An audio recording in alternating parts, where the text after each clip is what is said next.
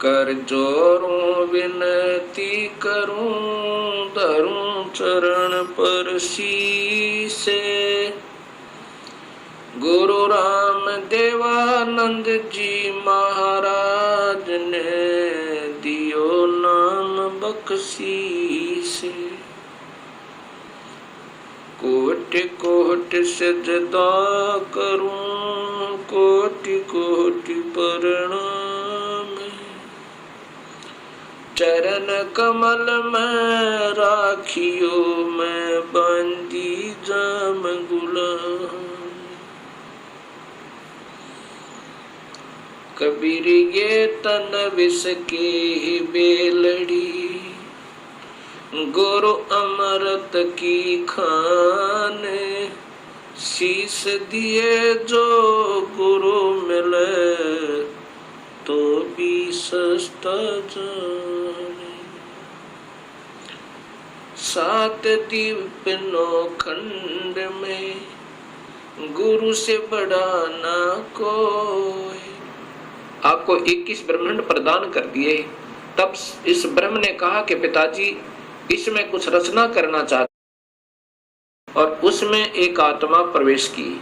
उस आत्मा समेत उस अंडे को उस जल में डाला, अमृत सरोवर में। उस निद्रा भंग हुई। जब ही कोई अधूरी निद्रा से जागता है, उसके अंदर कुछ कोप होता है। अब जो ही उसने अपनी कोप सहित दृष्टि से देखा कि मेरी निद्रा किसने भंग कर दी, तब उसका वो कोप उस अंडे पर पड़ा। अंडा दो भाग हो गया। उसमें से ये ब्रह्म निकला, क्षर पुरुष। ब्रह्म अर्थात क्षर पुरुष, इसी को ज्योत स्वरूपी निरंजन, वास्तव में इसका नाम कैल है, कैल। और यही आगे चल के काल कहा, ये आने वाले इसी विवरण में आपको ज्ञान होगा। आकाशवाणी सतपुरुष ने की कि तुम दोनों बाहर आओ। अक्षर पुरुष तुम निद्रा में थे और आपके बिना यहाँ सृष्टि नहीं रची जा रही थी। तुम दोनों बाहर आओ और तुम्हें जगाने के लिए सारी क्रिया की गई, और तुम दोनों के दोनों अचिंत के लोक में रहो। ऐसे आदेश प्रभु का पाक है। वे दोनों के दोनों अचिंत के लोक में रहने लगे काफी समय तक। उसके बाद हम सभी की उत्पत्ति कबीर परमेश्वर ने, उसी सतपुरुष ने अपने शब्द शक्ति से हम सबकी उत्पत्ति वहां पर की। कुछ दिनों के बाद इस क्षर पुरुष के अर्थात ब्रह्म के मन में एक खरपतवार उपजा। इसके मन में ये आया कि मैं अपना अलग से राज्य बनाऊं। मेरे अन्य भाई सब एक एक द्वीप में रहते हैं और हम दो, यानी अचिंत और ब्रह्म, और साथ में ये अक्षर पुरुष पर ब्रह्म भी, हम एक ही द्वीप में रह रहे हैं। मैं अपना अलग राज्य चाहूंगा। इस उद्देश्य से ब्रह्म ने, क्षर पुरुष ने, ज्योत स्वरूपी निरंजन ने 70 युग तक अलग से एक पैर पर खड़ा होकर तपस्या की। जब ये तपस्या कर रहा था, हम ये सभी आत्माएं जो आज काल के लोक में दुख पा रहे हैं, चाहे आज कोई देव बना है, चाहे कोई महादेव बना है, चाहे आज कोई शूकर बना है, चाहे कोई गधा बना है, चाहे कोई राजा बना है, चाहे कोई रंक बना है, पशु या पक्षी बना हुआ है, ये सभी की सभी आत्माएं हम इस काल के ऊपर अर्थात इस ब्रह्म के ऊपर आसक्त हो गए। और यही बीमारी आज हमारे अंदर विद्यमान है, यही प्रक्रिया। जैसे ये नादान बच्चे किसी हीरो और हीरोइन को देखकर उसकी अदाओं के ऊपर इतने आसक्त हो जाते हैं कि वो अगर आसपास कहीं किसी शहर में वो हीरो, वो अभिनेता या अभिनेत्री आ जाए लाखों की संख्या में उनके दर्शनार्थ भीड़ उमड़ जावे और लेना एक न देने दो, कुछ मिलना नहीं उससे। ऐसी हमारी वृत्ति वहां बिगड़ी थी सत्यलोक में। हम वहां रहा करते थे अपने पिता के पास, कोई दुख नहीं था, कोई मृत्यु नहीं थी, हमारे परिवार थे, हम प्यार से रहा करते थे। लेकिन वहां हम अपने पति भर्ता पद से गिर गए, अपने मूल मालिक उस पूर्ण ब्रह्म जो सर्व सुखदायी सदा सहाय आत्मा का आधार वास्तव में भगवान है, जो जीव को दुखी नहीं करता, जन्म मरण के कष्ट में नहीं डालता, कुत्ते और गधे नहीं बनाता, उसको छोड़कर और हम इस काल यानी ब्रह्म के ऊपर आसक्त होगी। जब इसने सत्युग तप कर लिया, तब पूर्ण परमात्मा ने, पूर्ण ब्रह्म ने, सत्पुरुष ने पूछा भी क्या चाहता है तू काल, कैल क्या चाहता है, ब्रह्म तू क्या चाहता है। तब इस ज्योत स्वरूपी निरंजन ने कहा कि पिताजी, ये स्थान जहां मैं रह रहा हूं ये कम है, मुझे अलग से राज्य दो। तब उस पूर्ण ब्रह्म ने इस ब्रह्म के तप के बदले में 21 ब्रह्मांड प्रदान कर दिए, जैसे 21 प्लॉट दे देवे कोई साहूकार पिता अपने पुत्र को। 21 ब्रह्मांडों को पाकर ये ज्योत निरंजन बड़ा प्रसन्न हुआ। कुछ दिनों के बाद इसके मन में आया कि इसमें कोई अन्य रचना करूं, उसके लिए कुछ सामान पिताजी से मांगूं। इसने सत्ययुग तप फिर किया। तब सतपुरुष ने पूछा कि आप क्या चाहते हो, आपको 21 ब्रह्मांड प्रदान कर दिए। तब इस ब्रह्म ने कहा कि पिताजी, इसमें कुछ रचना करना चाहता हूं, कृपा रचना करने की सामग्री दीजिए। सतपुरुष ने इस ब्रह्म को 5 तत्व और 3 गुण प्रदान कर दिए। इसके बाद इसने सोचा कि ब्रह्म ने सोचा कि इसमें जीव भी हो, मेरा अकेले का मन नहीं लगता। इस उद्देश्य से 64 युग तप फिर किया। तब सतपुरुष ने पूछा कि क्या चाहता है ज्योत निरंजन, अब तो तुझे मैंने जो मांगा सो दे दिया। तब ब्रह्म ने कहा, पिताजी कृपा मुझे जीव प्रदान करो, मेरा अकेले का दिल नहीं लगता है। उसमें पूर्ण ब्रह्म सतपुरुष कबीर परमेश्वर ने कहा कि ज्योत निरंजन, तेरे तप के बदले में राज्य दे सकता हूं और ब्रह्मांड चाहिए वो दे सकता हूं, परंतु ये अपनी प्यारी आत्मा, अपना अंश नहीं दूंगा तुझे। ये तो तेरे किसी भी क्रिया, धर्म, धार्मिक क्रिया से, तप से, किसी भी जप से नहीं दूंगा।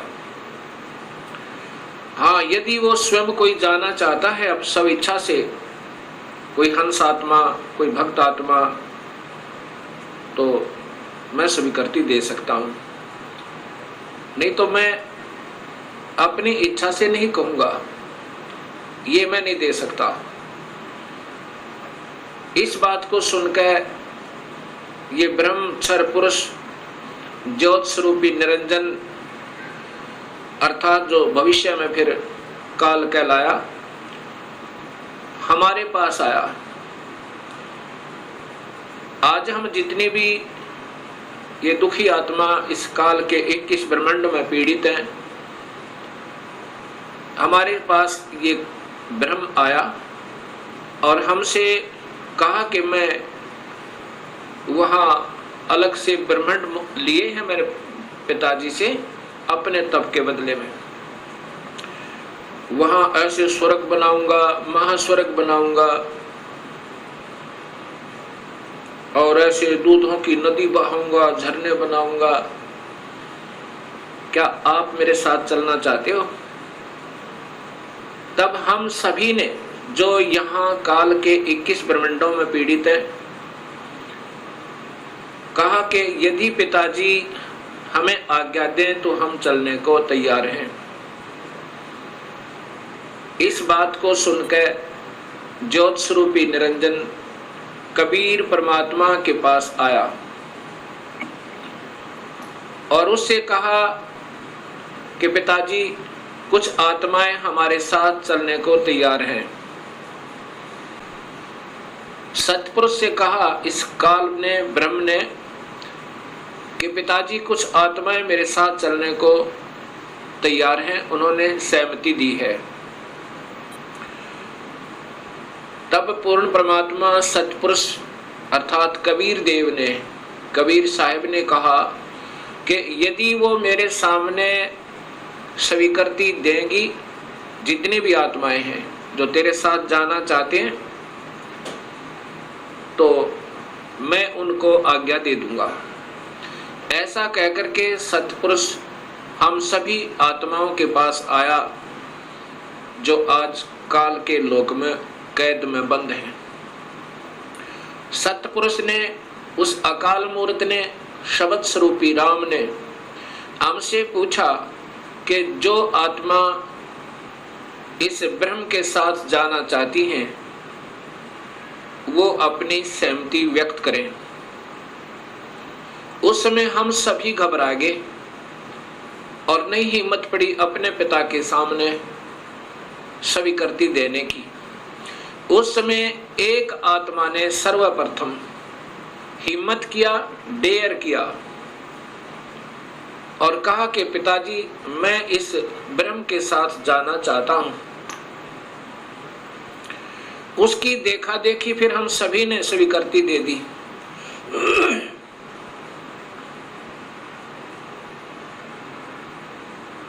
और जितनी भी आत्माएं उस समय स्वीकृति दी थी, सभी कबीर साहिब ने उनके नंबर नोट किए और जिसने सर्वप्रथम सहमति दी थी उस आत्मा का भी नंबर नोट किया और ब्रह्म से कहा कि ब्रह्म आप जाओ अपने लोक में, अब इन सभी आत्माओं को मैं विधिवत तेरे लोक में भेजूंगा।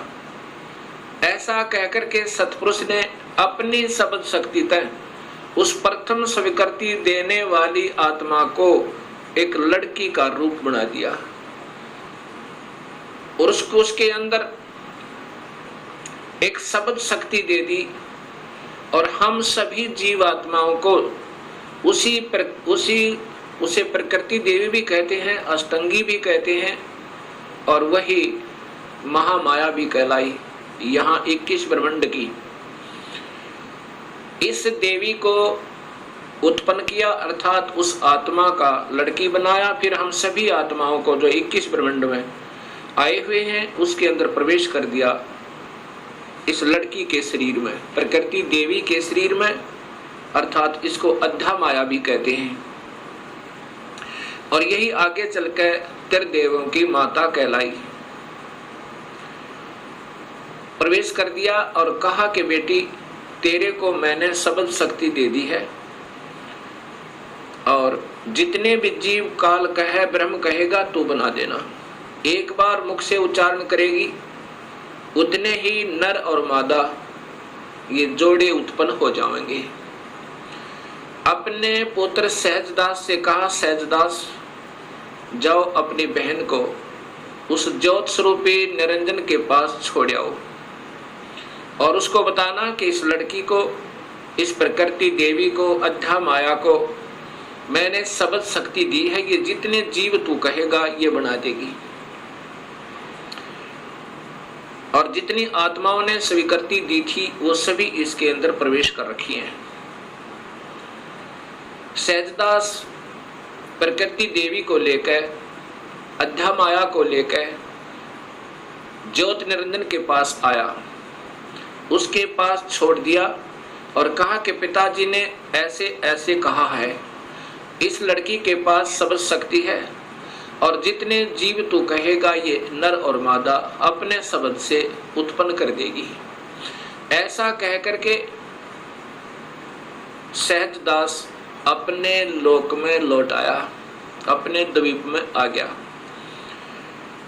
युवा होने के कारण लड़की का रूप निखरा हुआ था। इस ज्योत स्वरूप निरंजन ब्रह्म अर्थात क्षर पुरुष के मन में नीचता उत्पन्न हुई, जो आज सब जीवों में विद्यमान है। वही व्यक्ति, वही प्रक्रिया, वही ये बुरी आदत युवा लड़की को देखकर उसके साथ बदव्यवहार करने की चेष्टा इस क्षर पुरुष ने अर्थात ज्योत स्वरूपी निरंजन ने की। लड़की ने, प्रकृति देवी ने कहा कि ज्योत निरंजन तू होश में आ जा, तू और मैं एक ही पिता की संतान है। पहले तेरी उत्पत्ति हुई उन्हीं के शब्द अंडे में, और उन्हीं ने मुझे उत्पन्न किया। तू और मैं बहन और भाई हैं। बहन भाई का ये कर्म पाप का भागी होता है। तू मान जा मेरी बात। ज्योत निरंजन ने एक भी बात उस लड़की की नहीं सुनी और मदहोश होकर, विषय वासना के वश होकर, काम वश होकर उस लड़की को पकड़ने की चेष्टा की, दुष्कर्म करने के लिए। लड़की ने अपनी इज्जत बचाने का और कहीं स्थान ना पाकर, जो ही उस काल ने, ज्योत स्वरूपी निरंजन ने, क्षर पुरुष ने ऐसे मुंह खोला हुआ था आलिंगन करने के लिए, ऐसे बाजू फैलाई थी, उसी समय लड़की ने छोटा रूप बनाया, सूक्ष्म, बहुत सूक्ष्म, और उसके पेट में चली गई अपनी इज्जत रक्षा के लिए। वहां से अपने पिता से पुकार की, हे परम पिता, हे सतपुरुष, हे कबीर परमेश्वर, मेरी रक्षा करो। इस प्रकार मैं काल से अपनी इज्जत रक्षा के लिए, इस ब्रह्म से अपनी इज्जत रक्षा के लिए इसके पेट में प्रवेश हूं, और मुझे आकर मेरी रक्षा करो, मुझे बचाओ इससे। उसी समय कबीर परमेश्वर ने अपना ही दूसरा रूप अपने पुत्र योग संतायन अर्थात योग जीत, उसे जोग जीत भी कहते हैं, योग जीत का रूप बनाकर काल के 21 ब्रह्मांडों में प्रकट हुए और कहा कि ज्योत स्वरूपी निरंजन, तूने जुल्म कर दिया। आपने ये ऐसा जुल्म कर दिया, ऐसे कर्म करने वाले पाप आत्मा को इस सच्चे लोक में ये श्राप, ये कर्म, ये पाप लगता है कि 1 लाख जीवों का, मनुष्य शरीरधारी जीवों का रोज आहार करेगा और 1.25 लाख की उत्पत्ति करेगा। पिताजी ने आदेश दिया है मुझे कि आप यहाँ से निकल जाइए अपने 21 ब्रह्मांड को लेकर, और लड़की को उसके पेट से निकाल दिया। प्रकृति देवी को इस ब्रह्म के पेट से निकाल दिया और उनको 21 ब्रह्मांड समेत और दोनों को वहां से निष्कासित कर दिया और कहा कि प्रकृति, तूने स्वयं अपने पैर पर कवाड़ा मारा है, अपने पिता से दूर होगी तू, अब इसकी सजा तू ही पावेगी, और जाओ यहाँ से 21 ब्रह्मांड लेकर आप चले जाओ। इतना कहते ही 21 ब्रह्मांड वायुयान की तरह वहां से चल पड़ा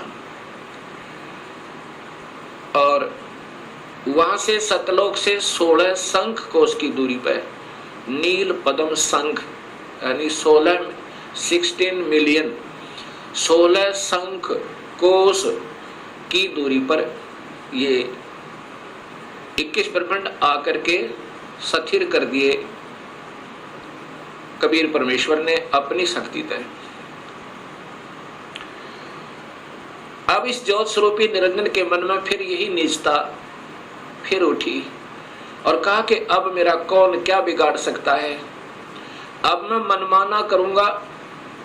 उस लड़की ने, प्रकृति देवी ने फिर प्रार्थना की कि ज्योत निरंजन अब भी तू मान जा। पहले तो आप और मैं एक ही पिता की संतान हैं और दूसरे मैं तेरे पेट से होकर आई हूं। ये कर्म, अब मैं तेरी बेटी बन गई। प्रथम तो बहन और भाई का ये पाप कर्म महापाप का कारण, और दूसरे मैं तेरी बेटी हुई आपके पेट तक उगाई, और बाप बेटी का ये जुल्म अच्छा नहीं। मान जा मेरी बात, मेरे पास सब शक्ति है पिताजी की दी हुई, और जितने जीव तू कहेगा मैं बना दूंगी। लेकिन इस ज्योत स्वरूपी निरंजन ने एक भी बात नहीं सुनी उस प्रकृति देवी की, दुर्गा की। जबरदस्ती शादी की, और एक ब्रह्मांड में एक ऐसा स्थान बना रखा है इस काल भगवान ने, ब्रह्म भगवान ने। वहां पर ब्रह्मलोक कहते हैं उसको। उस ब्रह्मलोक के अंदर इसने 3 स्थान बना रखे हैं, एक रजोगुण प्रधान, एक सतोगुण प्रधान और एक तमोगुण प्रधान। जब ये सतोगुण रजोगुण प्रभावित क्षेत्र में इस दुर्गा को अपनी पत्नी के रूप में रखता हुआ वहां रहता है, उस समय जो पुत्र की उत्पत्ति होती है उसका नाम ब्रह्मा रख देता है, उसको रजोगुण बना देता है। उसके बाद ये दोनों उस स्थान पर आ जाते हैं जो सतोगुण प्रभावित होता है। वहां पर जो पुत्र उत्पन्न होता है उसके अंदर सतोगुण आ जाते हैं, उसके अंदर सतोगुण आ जाते हैं और उसका नाम ये विष्णु रखते हैं। तीसरे स्थान को तमोगुण प्रभावित बना रखा है, वहां रहकर अब इसी प्रकृति देवी दुर्गा के साथ जो पुत्र उत्पन्न करता है उसका नाम रुद्र शंकर शिव रखता है। ऐसे ही हर ब्रह्मांड के अंदर इस काल भगवान ने, ब्रह्म भगवान ने ये ब्रह्मलोक बनाए हैं, और वहां पर ये ऐसे ही कुछ समय के लिए प्रकृति देवी को अपने साथ रखता है और उसके बाद वहां से अंतर्ध्यान हो जाता है। अब जब इसने इस लड़की को, प्रकृति देवी को बदनजर से देखा था, और ये लड़की प्रकृति देवी ने इसके पेट में शरण पाई थी, ज्योत निरंजन के पेट में, और फिर सतपुरुष ने अपने पुत्र जोगजीत का रूप बना करके आकर उसको निकाला था। उस दिन से इसका नाम काल पड़ा। कहा था कि आज से तेरा नाम काल होगा, और 1 लाख जीवों का, मनुष्य शरीरधारी प्राणियों का रोज आहार करेगा और 1.25 लाख की उत्पत्ति किया करेगा। ये वहां पर सतलोक के अंदर ऐसा दुष्कर्म करने वाले को सबतः पाप लग जाता है। अब ज्योत स्वरूपी निरंजन काल ने अपनी पत्नी से कहा कि मैं ऐसे स्थान पर रहूंगा जहां पर कोई नहीं आ सकता, और आज के बाद मैं किसी भी 20 ब्रह्मांड के अंदर किसी भी व्यक्ति को, किसी भी प्राणी को आकार रूप में दर्शन नहीं दूंगा। मुझे निराकार समझा करेंगे, लेकिन मैं अपने वास्तविक रूप, काल रूप में अपने 21वें ब्रह्मांड में रहा करूंगा। वहां पर कोई नहीं आ सकता, ना ब्रह्मा आ सकता, ना विष्णु आ सकता, ना शिव आ सकता, और ना ही कोई वेदों में के अनुसार साधना करने वाले साधक आ सकते। मैं वहां रहा करूंगा और सर्व कार्य में गुप्त रूप से किया करूंगा।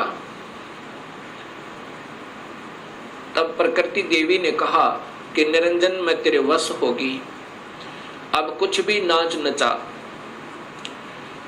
इतने बड़े ब्रह्मांडों को, इन 20 ब्रह्मांडों को मैं कैसे चलाऊंगी एक स्त्री की जाति, और तू मुझे छोड़कर जा रहा है, कहता मैं आज के बाद किसी को दर्शन नहीं दूंगा। तब ज्योत स्वरूप निरंजन अर्थात इस काल भगवान ने, ब्रह्म ने कहा कि प्रकृति चिंता ना करे, जो कुछ भी करूंगा वो मैं ही करूंगा, तुम तो निमित्त मात्र होगे, और ये बच्चे ब्रह्मा विष्णु महेश ये भी केवल निमित्त होंगे, इन सब का रिमोट मेरे पास होगा, सब कार्य मैं करवाऊंगा, तू चिंता मत कर। और जब ये बच्चे थोड़े से सियाने हों, इनको अचेत कर देना। जब ये बाल अवस्था से ऊपर उठे इनको अचेत कर देना और मेरा भेद मत बताना। ये समझ लेना ध्यान से, अगर मेरा भेद तूने इनको बताया तो मेरे से बुरा नहीं होगा। ऐसे उसको डरा धमका दिया। इस प्रकार ये काल उसके बाद निराकार कहलाता है, लेकिन ये आकार में अपने उस काल लोक में विद्यमान रहता है। जब ये बच्चे ब्रह्मा विष्णु महेश सयाने हुए तब तक इनको अचेत रखा गया। जब ये सयाने हुए उसमें ब्रह्मा को कमल के फूल पे, विष्णु को शेष सैया पे और शिव को एक कैलाश पर्वत पे इनको बेहोश रखा हुआ था और फिर वहां पर सचेत कर दिया। सबसे पहले ब्रह्मा को कमल के फूल पे इसी स्वयं ब्रह्म ने काल ने अपने ही नाभि से एक कमल प्रकट किया। वो महाविष्णु, महाब्रह्मा, महाशिव रूप में, तीन रूप में ब्रह्मलोक में रहता है हर ब्रह्मांड के अंदर। उस समय ब्रह्मा को उस कमल के फूल पर रख दिया। ब्रह्मा को ये नहीं मालूम कि मैं कहां से उत्पन्न हुआ, कौन मेरा माँ है, कौन मेरे पिता है।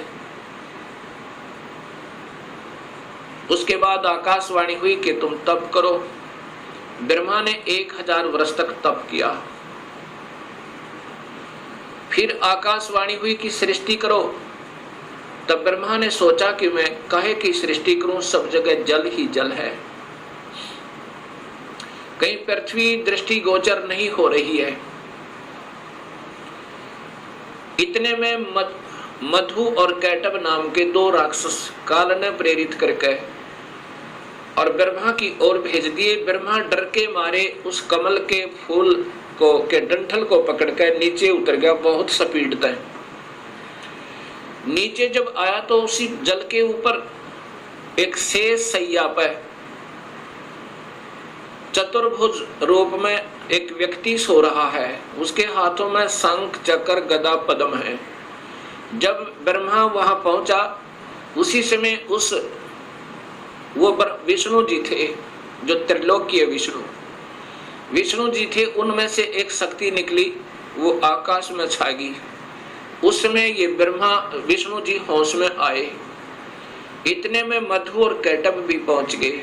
मधु और कैटब के साथ भगवान विष्णु ने 5000 वर्ष तक युद्ध किया, वो नहीं मरे। फिर उस शक्ति ने जो आकाश में छाई थी एक लड़की का रूप बनाया, देवी का, और मधु कैटब को मोहित किया, अपनी ओर आकर्षित किया अपनी कलाओं से, अदाओं से। जब मधु और कैटब उस लड़की की तरफ देखने लगे तो विष्णु जी ने पीछे से उनकी गर्दन पकड़कर दोनों को मार डाला। अर्थात 5000 वर्ष तक भगवान विष्णु से 2 राक्षस नहीं मरे। वो भी तब मरे जब उस माता ने सहयोग दिया, उनको अट्रैक्ट कर लिया, आसक्त कर लिया। इससे 2 बातें सिद्ध होती हैं कि ये समर्थ नहीं है। जब 5000 वर्ष तक 2 राक्षस नहीं मर पाए भगवान विष्णु से, तब ब्रह्मा जी और विष्णु 2 थे। इतने में रुद्र अर्थात ये शिव भी वहीं प्रकट हो गया। ब्रह्मा जी देवी भागवत महापुराण में बताता है कि फिर हम 3 हो गए, ब्रह्मा, विष्णु और शिव। तब देवी ने कहा कि तुम तीनों देवता अपने अपने कार्य को ध्यान से सुनो और उस पर संलग्न हो जाओ। ब्रह्मा जीवों की उत्पत्ति करवावे, उनको रजोगुण प्रभावित करके, ये केवल इतने ही ब्रह्मा हैं। और विष्णु फिर इनके आपस में सतिथि बनाए रखा है, मोह ममता में फंसाए रखा है, ये विष्णु जी की ड्यूटी है। और शिव की ड्यूटी है कि ये संहार करे। तब इन तीनों ने कहा कि हे माई, हे देवी, कहीं पर पृथ्वी नजर नहीं आ रही है और पृथ्वी के बिना प्राणियों की सृष्टि, स्थिति और संहार असंभव है। तब वो देवी मुस्काई और कहा कि तुम, इतने में एक विमान आया और कहा कि तुम तीनों के तीनों इस विमान में बैठो और चिंता मत करना, घबराइयो मत।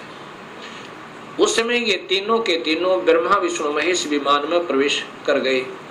विमान मन की गति से चला, बहुत तीव्र गति था। कहां पहुंचा? ब्रह्मलोक में पहुंचा, जहां पर ये काल भगवान 3 रूपों में रहता है, जहां इनकी उत्पत्ति की जाती है, ब्रह्मा विष्णु महेश की।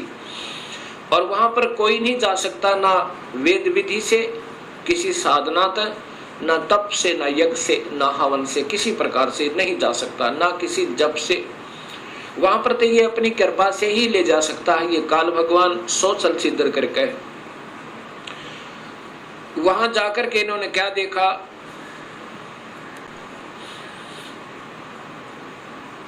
एक इंद्र देखा वहां पे, क्योंकि वो महास्वर्ग के अंदर एक महा इंद्र है। उसके बाद फिर आगे विमान गया, वहां एक ब्रह्मा देखा। जब दूसरा ब्रह्मा देखा तो शिव और विष्णु ब्रह्मा जी से पूछने लगे कि हे चतुरानन, ये दूसरा ब्रह्मा कौन है? तब ब्रह्मा जी ने कहा, मुझे नहीं मालूम ये कौन है। उसके बाद विमान आगे चला। फिर क्या देखा कि एक त्रिनेत्रधारी भगवान शिव दूसरा देखा, जो नंदी वृषभ पर सवार थे, हाथ में त्रिशूल लिए हुए थे। उसके बाद इनका विमान आगे चला। वहां पर क्या देखा कि एक विष्णु और थे, और वहां बहुत सुंदर विशाल लक्ष्मी का एक भवन था, उसमें बहुत ऐश्वर्य के साधन उपलब्ध थे। उसके बाद विमान आगे पहुंचा। कहां गया? एक माई बैठी थी, जिसके शरीर में जैसे हजारों बिजलियां चमक रही हो, इतना तेज था, इतना नूर था, और वो प्रकृति देवी थी। ये ब्रह्मा विष्णु महेश की माँ थी, माँ है जो इन्होंने देखी। विमान वहां रुका। देवी एक विशाल भवन के अंदर विराजमान थी। तब उसने कहा कि तुम तीनों के तीनों जहाज से नीचे उतरो। हम नीचे उतरे। ब्रह्मा विष्णु महेश, ब्रह्मा बता रहा है देवी भागवत महापुराण में, नीचे उतरे। तब विष्णु जी ने ध्यान से देखा और कहा कि ये तो अपनी माँ है। इस माई के दर्शन मैंने किए थे जब मैं बालक था, छोटा सा था। जब मैं बालक था, छोटा सा था, तब मैंने इस माई के दर्शन किए थे। इससे सब सिद्ध है कि इनका जन्म है और ये तीनों की माँ है। तब ब्रह्मा विष्णु और शिव ने तीनों ने स्वीकार कर लिया कि ये ही अपनी जननी है। तब शिव जी कहते हैं, हे माता, जब आप ब्रह्मा को उत्पन्न करने वाली आप हैं, विष्णु भी जब आपके बालक हैं, तो ये तीसरा भी आप ही का बच्चा है। आप ही हमें गुप्त भेद नहीं बता रहे थे, अब हमने आप ही की कृपा से ज्ञान हुआ। अब इसका प्रमाण आपको सबसे पहले देवी भागवत महापुराण में देता हूं। पहले आपको देवी भागवत महापुराण से प्रथम शिव पुराण को दिखाता हूं, उसके बाद फिर आपको देवी भागवत महापुराण दिखाऊंगा। और ये शास्त्र पहले से उपलब्ध थे, कोई आज नए नहीं बनाए इस दास ने, क्योंकि जितने हमारे अभी तक शास्त्र विद रहे वो अल्पज थे, अधूरे ज्ञान युक्त थे, वो उनको इस सत्य मार्ग का पता नहीं था। इसलिए हमारे सभी पूर्वजों को भूत बना दिया, गीता विरुद्ध साधना करवा के, और पितर बनवा दिया गीता विरुद्ध साधना करवा के। गीता में लिखा है कि देवी देवताओं की पूजा मत करो, ब्रह्मा विष्णु महेश की पूजा तक भी नहीं करनी है, तीनों गुणों की भक्ति नहीं करनी है। केवल ब्रह्म से प्रारंभ होती है भक्ति, और पूजा करनी है केवल पूर्ण ब्रह्म की। अब मैं आपको देवी भागवत, पहले आपको शिव महापुराण दिखाता हूं।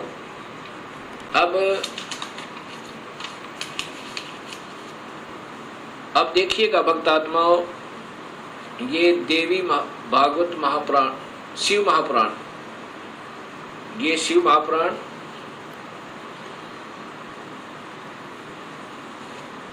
इसके अंदर आपको पता चलेगा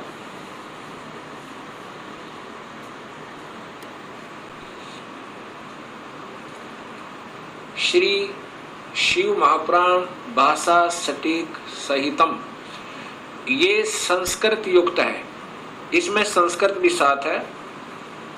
और ये शिवा भाषा टीका टीकोत्तम, टीकाकार है डॉक्टर ब्रह्मानंद त्रिपाठी। साहित्य आयुर्वेद ज्योतिष आचार्य, MA PhD DMCA, ये टीकाकार हैं इनके। और ये आपके समक्ष है, इसमें क्या लिखा है यहाँ देखिएगा।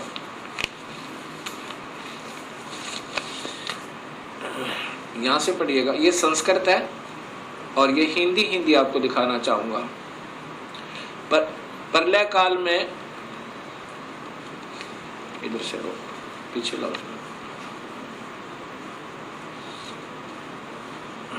ए मुनिवर, प्रलय काल में भी शिव पार्वती का कभी वियोग न होने के कारण ही काशी को अविमुक्त अक्षेत्र कहते हैं। प्राचीन काल में शिवजी ने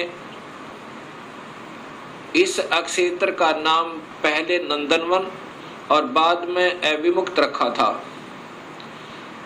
हे देवर्षि नारद, आनंद वन में रमण करते हुए शिव पार्वती के मन में इच्छा हुई कि किसी दूसरे पुरुष का निर्माण किया जाए,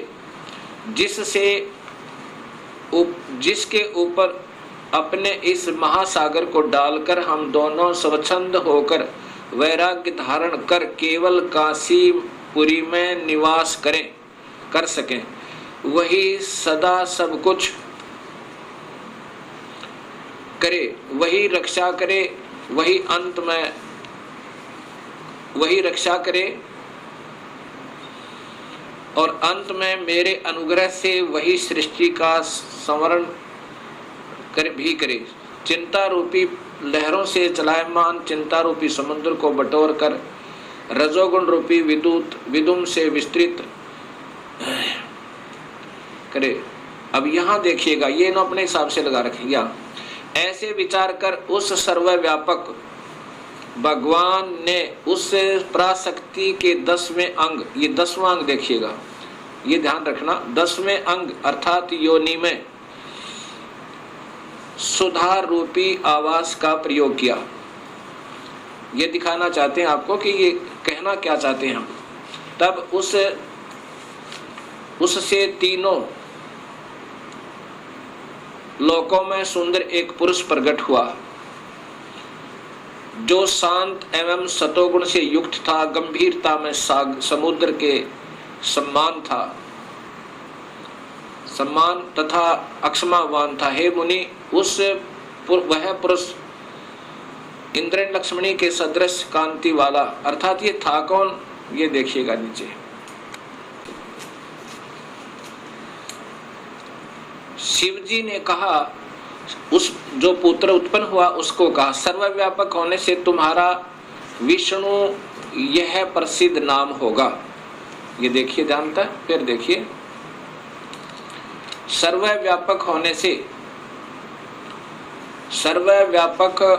से शिव ने कहा, शिवजी ने कहा सर्वव्यापक होने से के कारण तुम्हारा विष्णु यह प्रसिद्ध नाम होगा। अब इससे सिद्ध हो गया कि शिवजी से विष्णु की उत्पत्ति। एक बार फिर लीजिए,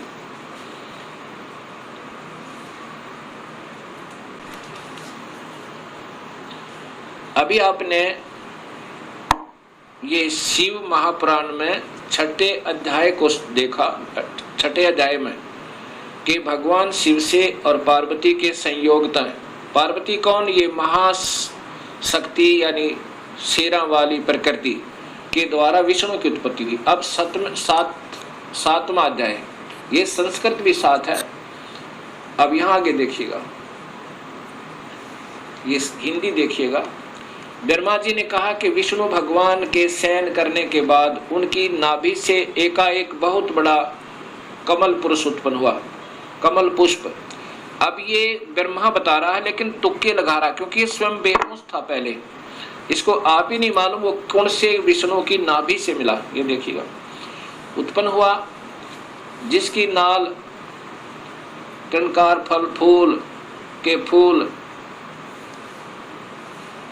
अब ज्यादा ना देख रही है, देखिएगा। उस सांब शिव परमेश्वर भगवान शिव ने पहले की भांति जैसे विष्णु की उत्पत्ति की थी, दुर्गा और काल के संयोगतः पहले की भांति अपने दाहिने अंग से मुझे उत्पन्न किया। ब्रह्मा कह रहा कि मेरी उत्पत्ति भी उस काल ब्रह्म से, यानी शिव कह रहे हैं, ये शिव हो, महा ब्रह्मा महाविष्णु महाशिव रूप में ये काल ही रहता है, मुझे उत्पन्न किया, ये ब्रह्मा जी ने बताया।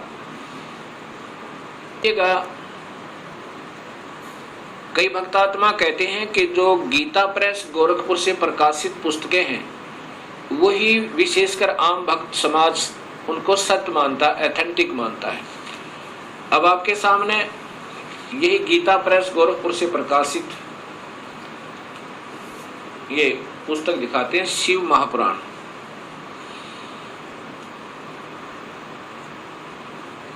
संक्षिप्त शिव महापुराण, और ये नीचे गीता प्रेस गोरखपुर से, और इसके 6ठे अध्याय में फिर यही प्रमाण है।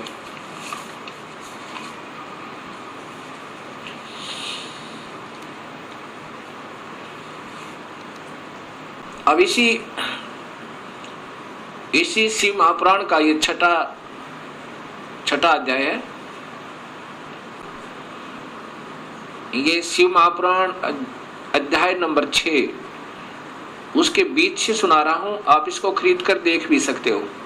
जिस परब्रह्म के विषय में ज्ञान और अज्ञान पूर्ण उक्तियों द्वारा इस प्रकार ऊपर बताए अनुसार विकल्प किए जाते हैं, उसने कुछ काल के बाद सृष्टि का समय आने पर द्वितीय की इच्छा प्रकट की। उसके भीतर एक से अनेक होने का संकल्प उदित हुआ। तब उस निराकार परमात्मा ने अपनी लीला शक्ति से अपने लिए मूर्ति आकार की कल्पना की। वह मूर्ति संपूर्ण ऐश्वर्य गुणों से संपन्न, सर्वज्ञानी, ज्ञानमयी, शुभ स्वरूपा, सर्वव्यापिनी, सर्वरूपा, सर्वदर्शनी, सर्वकारिणी, सबके एकमात्र वंदनिया, सर्वदा सब कुछ देने वाली और संपूर्ण संस्कृतियों का केंद्र थी। उस शुद्ध रूपणी ईश्वरीय मूर्ति की कल्पना करके वह अद्वितीय, अनादि, अनंत, सर्व प्रकाशक, चिंत, सर्वव्यापी और अविनाशी परब्रह्म अंतर्हित हो गया। ये काल की कलाएं हैं सारी, और ये अनजान लेखक जिनको कुछ ज्ञान नहीं, इस काल को ही सब उपमा दे रहे हैं उस पूर्ण ब्रह्म के तुल्य, जो मूर्ति रहित परम ब्रह्म है। अब यहाँ मूर्ति हो गया और फिर मूर्ति रहित भी है। अब ये काल की ही कला है, वो क्या बन गया, शिव रूप में आ गया। उसकी मूर्ति यहाँ देखो, चिंत में आकार भगवान सदाशिव है। ये काल ही निराकार है, और यही फिर महाशिव, महाविष्णु और महाब्रह्मा के रूप में ये सब कलाएं करता है। अर्वाचीन और प्राचीन विद्वान इसी को ईश्वर कहते हैं।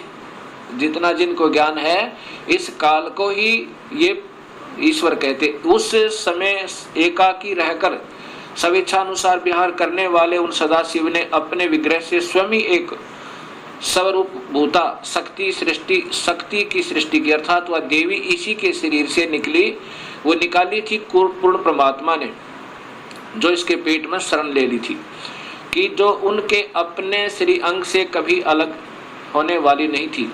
उस पराशक्ति को प्रधान प्रकृति, देखो, प्रधान प्रकृति गुणवती माया बुद्धि तत्व की जननी विकार रहित बताया गया है। वह शक्ति अंबिका कही गई है। और उसी को प्रकृति, ये ध्यान से देखना भक्तात्माओं।